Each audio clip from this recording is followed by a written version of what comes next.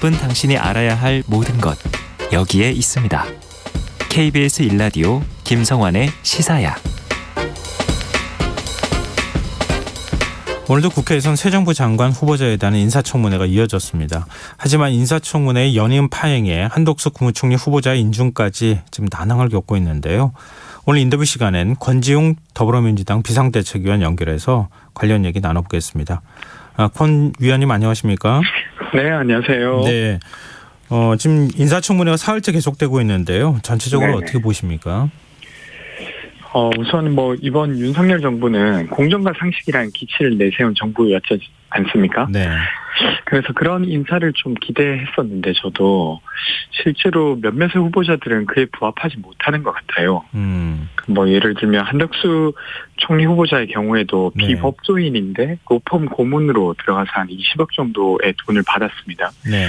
근데 그때 동안 어떤 일을 했는지 지금 정확히 확인이 잘 안 되고 있고, 그리고 그 정도 돈을 받았던 사람이 다시 이제 총리 후보자가 되겠다고 들어온 것이잖아요. 네. 이게 과연 상식에 맞는가? 예를 들면 권력과 돈 중에 둘 중에 하나를 택하는 것이 더 적절하지 않은가? 이런 의혹이 여전히 있는 것 같고요.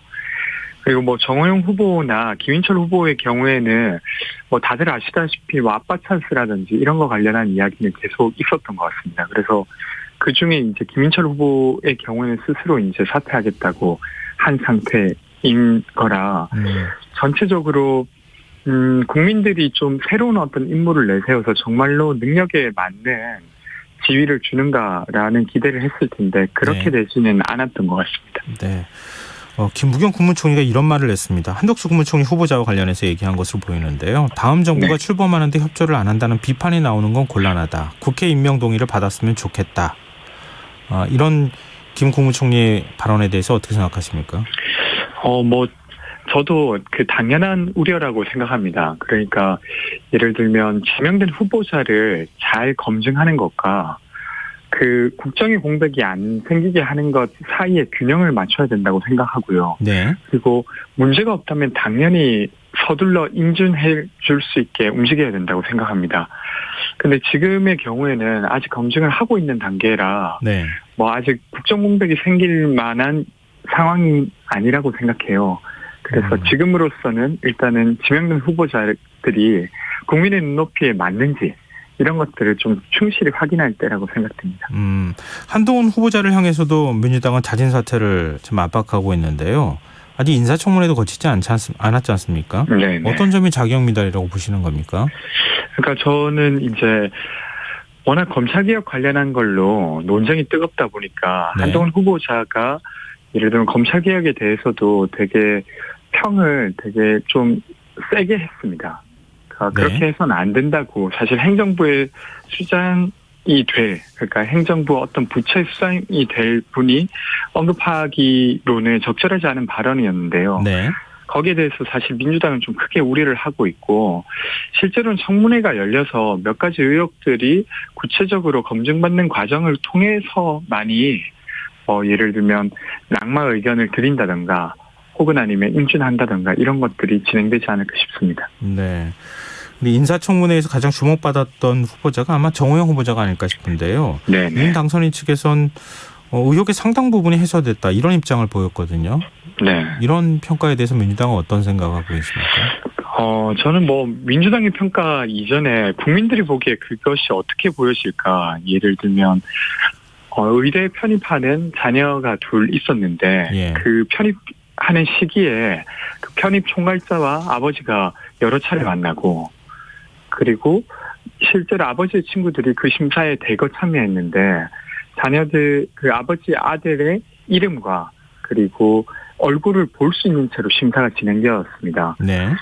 누가 보기에도 약간 불공정 의혹이 충분히 설득력 있는 상태라고 생각하고요. 예. 그뿐만 아니라 정 후보자의 아드님 같은 경우는 논문을 2편 썼는데 그중에 한 편 같은 경우는 연구 참여율이 되게 낮았음에도 불구하고 6명의 공저자 중에 유일하게 학부생으로 들어갔어요. 그래서 네. 한 15명 정도가 그 논문에 참여했는데 굳이 그 아드님이 꼭 그 공저자로 들어갔어야 하는 것 가에 대해서도 좀 적절한 해명이 있어야 하는데 이런 부분은 다 해명이 안 된 상태인데 해명되었다고 하니까 국민들이 보기에도 답답할 것 같고요. 네. 심지어 이제 국민의힘 의원도 이 부분을 비판하고 있는 상황입니다. 자당 의원께서도. 네. 그래서 저는 조금 더 해명이 필요하다고 생각합니다. 네. 지금까지 18개 부처 가운데 인사청문 보고서가 채택된 후보자가 단 3명밖에 없거든요. 네. 만약에 지금 현재대로라면 윤 당선인 측이 적지 않은 후보자에 대해서 임명을 강행할 가능성이 높아 보입니다. 이런 질문을 안 드릴 수가 없는데요. 문재인 정부에서 국회 인사청문 보고서 채택 없이 임명을 강행한 사례가 34건이다. 역대 최다다. 이런 비판들이 있어 왔지 않습니까? 그러면 역으로 생각해 보면 네. 문재인 정부에서 그렇게 해놓고 또 윤 당선인이 임명 강행하는 거에 대해서 만약에 비판하는 건 그거는 네. 좀 이율배반적인 것이 아니냐 이런 비판도 있을 수 있을 것 같거든요. 네, 일단 국회에서 이제 민주당은 민주당의 역할을 하는 것이고요. 그러니까 민주당이 생각하는 어떤 지금 현 시대의 기준에 부합하지 않는다라는 의견을 드리는 거고, 예. 그것을 전제해서 국민의힘 그러니까 윤석열 당선인은 결정하는 거라고 생각합니다. 그래서 부담이 있더라도 임명할 수 있다고 저는 생각하고요. 네. 근데 그 내용에 따라서 그 비판의 강도가 좀 달라질 것 같아요. 예.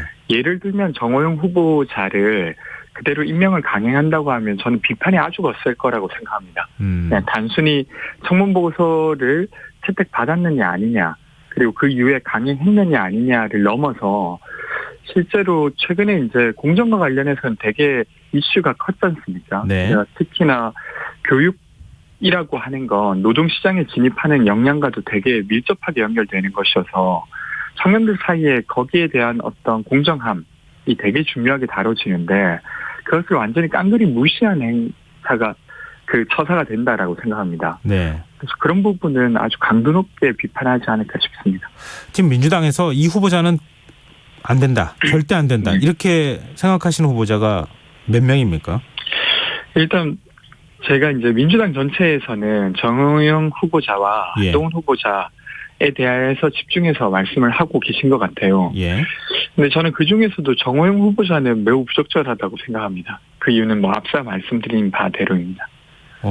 지금 정호영 후보자, 한동훈 후보자 두 명은 절대 안 된다. 지금 한덕수 국무총리 후보자도 안 된다고 얘기하고 있는 상황이잖아요. 네네. 근데 박홍근 원내대표 발언을 보면 정호영, 한동훈 두 후보자 사퇴와 지금 한덕수 국무총리 후보자 인준을 문제를 연기하겠다 이런 뜻을 밝혔습니다. 네. 지나치게 정략적으로 접근하는 거 아니냐 이런 비판적인 목소리에 대해서는 어떻게 보십니까? 그러니까 저도 사실은 각 후보자를 개별로 봐야 된다라고 생각합니다. 네. 그래야 이제 국민들이 보기에도 이해가 되고 후보자들도 납득이 될 거라고 생각하고요. 네. 근데 이제 지금 청문 절차에서 사실은 보고서를 채택하고 채택하지 않음에 따라서 예를 들면 강제적으로 뭔가 후보자 임명을 막을 수 있는 유일한 것은 사실 총리의 경우에만 해당하잖아요. 예. 다른 경우에는 앞서 이야기하신 대로 청문 보고서가 채택된다 하지 않더라도 임명 강행이 가능하기 때문에 네. 그러니까 민주당 입장에서는 좀 강제력을 행사할 수 있는 게 한덕수 총리 후보자밖에 없는 상황이에요. 예. 그러다 보니까 이 카드를 조금 강조해서 말씀하고 있는 거라고 생각합니다. 근데 지금까지 분위기로 보면요. 한동훈 네. 후보자는 윤석열 네. 당선인이 절대 임명 철회를 하지 않을 것이다. 이런 네. 관측이 우세하지 않습니까?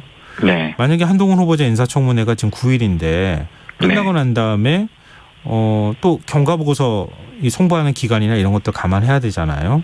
네. 최종 임명 강행하는 거는 그 이후 시점이 될 텐데 그럼 네. 새 정부 출범하기 전까지는 한덕수 총리 후보자 인준 문제 처리 안 하는 겁니까? 또 그 이후까지 늦춰질 수 있는 겁니까? 그렇죠. 그래서 그 부분이 사실 저희에게도 부담이 되는 부분입니다. 그래서 그것까지 좀 포함해서 아직 며칠 시간이 남았지 않습니까? 예. 그래서 언론에서도 내각 후보자들에 대한 검증을 하고 있고 저희 역시 하고 있는 상태라 좀 더 지켜봐야 될 것 같습니다. 네, 알겠습니다. 지방선거 얘기도 좀 해봤으면 좋겠는데요. 네. 지금 국회의원 재보궐선거가 7곳에서 치러지게 되잖아요. 네네. 근데 전략지역으로 지정을 했고 지금 3곳만 남겨놓고 나머지 4곳에 대해서는 전략공천을 하고 했더라고요. 네네. 근데 제주의 경우만 봐도 오형훈 의원이 제주도지사 출마하기 위해서 공석이 된 제주을 네. 김한규 전 정무수석 전략공천을 했습니다. 이거 뒷말이 있거든요. 네. 그러니까 당 주류가 너무 공천에 개입해가지고 네. 전략공천하는 거 아니냐 이런 지적에 대해서 어떻게 보십니까? 그러니까 이제 7곳을 사실 좋은 후보자로 임명해야 될 의무가 이제 비대위에 있는데 예. 사실 오늘 그 논의를 해서 결정을 했어요. 네. 근데 사실은 뭐 어떤 다른 세력의 영향이 있었다기보다 조금 더 젊은 정치인을 찾고자 했던 것이 있고 그리고 좀 더 유능하거나 혹은 아니면 지역사회 내에서 좀 신망받는 사람들을 찾으려고 저희가 검토해서 지정을 한 겁니다. 예. 그래서 뭐 이것이 특정 세력에게 가까이 하는 의사결정이었다 이렇게 보기엔 저는 어려울 것 같고요. 실제로 이제 대선 결과 이후로 민주당이 변해야 된다는 요구는 계속해서 저희 비대위에게 오고 있습니다. 그래서 거기에 부합하는 어떤 결정을 하려고 노력했다고 이해해 주시면 좋을 것 같습니다. 최소한 경선이라도 붙여야 되는 건 아니냐라고 하는 의견에 네. 대해서는 어떻게 보세요? 그러니까 경선의 경우도 사실은 제주의 경우에는 후보자가 여럿이었기 때문에 네. 경선을 역시도 검토했었습니다. 예. 근데 어떤 이유로 몇몇의 후보자들이 좀 부적절하다는 의견들이 있었어요. 예. 그런 상태에서 몇몇은 제외한 채로 경선을 치른 것 역시도 사실 여러 가지 잡음을 만들 것 같아서 저희가 고심 끝에 한 명을 지정하였습니다. 네. 이건 뭐 단도직입적으로 여쭤봐야 될 것 같은데요. 네. 이재명 상임고문 인천 네. 계양을 지금 이제 송영길 전 대표가 원래 의원을 지낸 지역구 아니겠습니까? 서울시장 네. 출마로 이제 공석이 된 곳인데요. 계양을에 출마하는 겁니까? 저도 그 부분을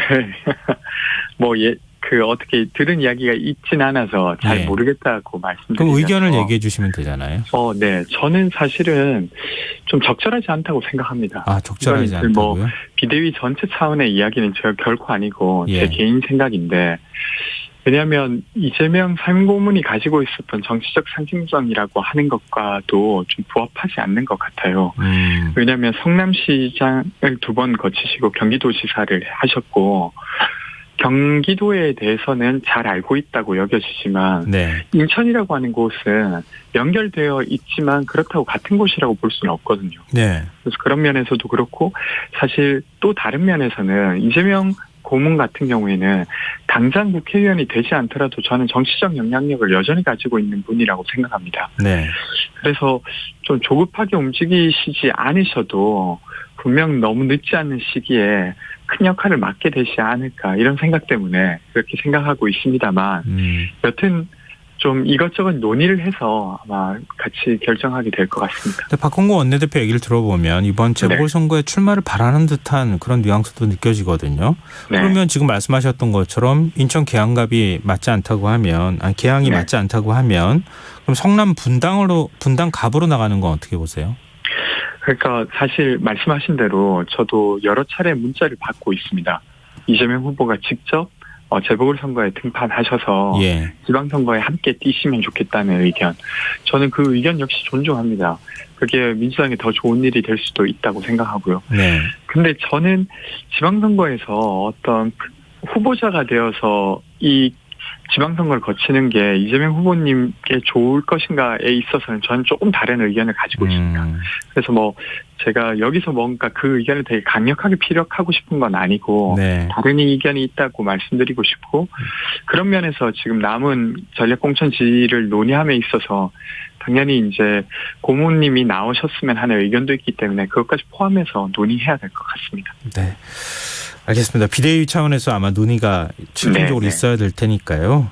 논의 결과 저희도 좀 지켜보도록 하겠습니다. 네. 오늘 말씀 여기까지 듣겠습니다. 고맙습니다. 네, 고맙습니다. 네, 지금까지 권지웅 민주당 비대위원이었습니다.